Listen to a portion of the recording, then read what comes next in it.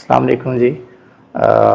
हमारा तल्लक बुरेवाला से है। मैं इस्लामाबाद में होता हूँ। मेरी वालदा को काफ़ी अर्सा से बैकबोन का इशू था, मोरे का इशू था। आई थिंक L5 का बता रहे थे डॉक्टर साहब। तो सारे डॉक्टर साहब ने तो ऑपरेशन का ही बोला हुआ था, मगर उस तरफ क्योंकि एज भी वालदा की ज़्यादा थी तो हम जाना भी नहीं चाह रहे थे। तो अभी लास्ट वीक में बहुत ज़्यादा पेन शुरू हो गया था। तो फिर हमें किसी दोस्त के थ्रू डॉक्टर साहब का पता चला है, ये क्लिनिक हमारा जो है इनका CPT क्लिनिक सवा में। तो इधर हम हैं। कल से हमने सेशन कराए हैं, कल 4 सेशन कराए हैं, 2 आज हुए हैं।